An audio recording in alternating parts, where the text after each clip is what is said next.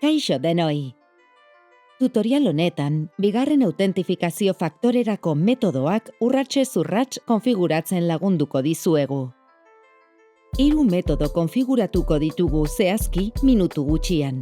Beraz, piztu ordenagailua eta izan ezazu eskura sakelakoa eta YubiKey giltza halakorik bazenu. Lehenik eta behin, metodoen konfigurazio paneletara joko dugu. Horretarako, edukan sartu behar gara. Erabili ohiko erabiltzailea eta pasahitza. Goiko menuaren eskuinean, engranaje baten ikonoa aurkituko duzu. Konfigurazioetan sartzeko modua da. Egin klik engranajean. Beste leiho bat biztaratuko da orduan. Han, besteak beste, gure ohiko pasahitza alda dezakezu, dakizun bezala. Botoi berri bat ere agertuko da, bigarren autentifikazio faktorearen metodoak konfiguratzeko balio duena.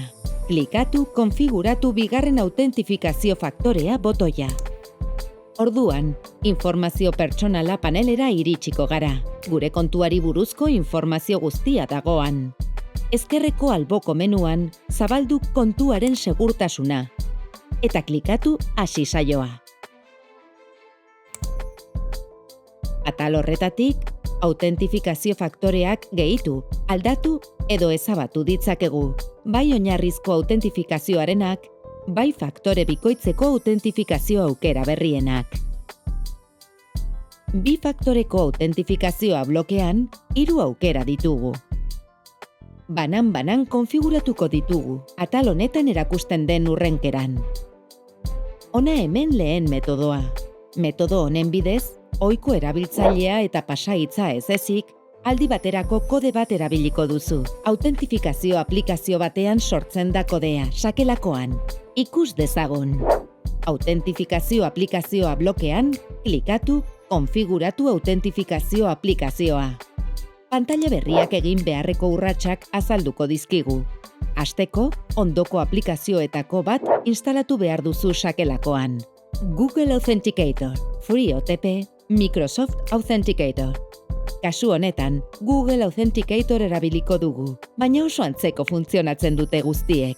Behin instalatuta, ireki aplikazioa sakelakoan.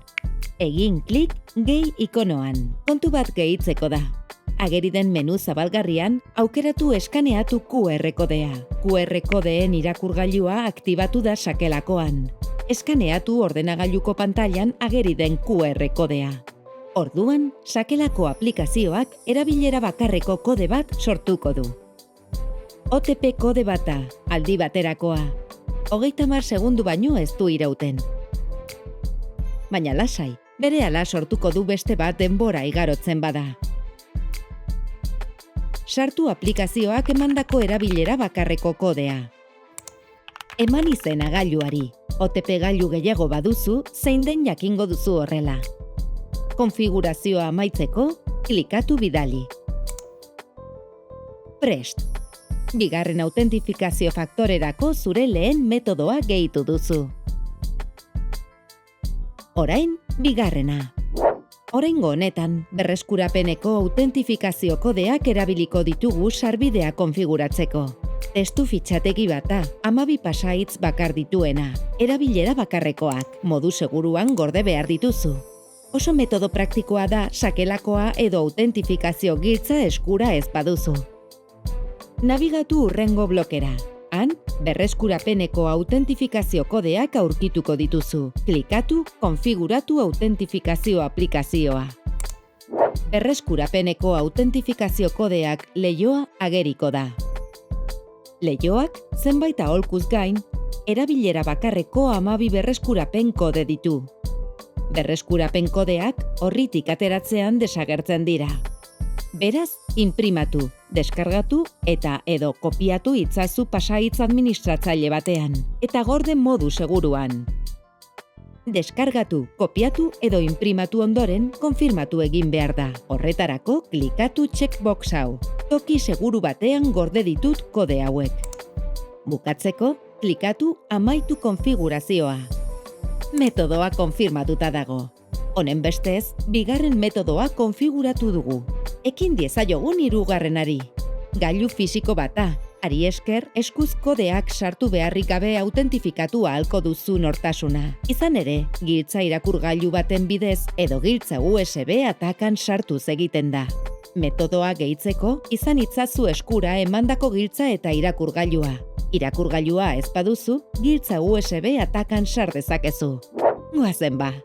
Nabigatu hurrengo blokera. Han, segurtasun giltza aurkituko duzu. Klikatu konfiguratu autentifikazio aplikazioa. Erregistratzeko prozesua hasiko dugu orduan. Klikatu erregistratu. Aukeratu non gorde pasoko kodea. Aukeratu segurtasun giltza. Sistemak konfigurazioa hasteko baimena eskatuko digu. Klikatu hurrengoa. Orain, hurbildu segurtasun giltza irakurgailura edo sartu gure gailuko USB atakan. Automatikoki detektatuko du giltza. Giltza irakurgailutik berriro pasatzeko eskatuko digu. USB atakan sartuta badago, aldiz, giltza zirkuluan ukitu behar da, sentsore bat dagoan. Gure presentzia detektatu, eta hau ageriko da, gakoa gordeta dago. Klikatu onartu. Eta eman izena giltzari, horrela behar bezala identifikatuta izango dugu konfigurazio panelean. Klikatu erregistratu. Eta kitto, giltza konfiguratuta dugu jada. Hartara, bigarren autentifikazio faktorerako 3 metodoak ageri dira konfigurazio panelean jada. Panelean, metodoetako edozein ezaba dezakegu galduz gero, eta nahi dugunean konfigura dezakegu berriro.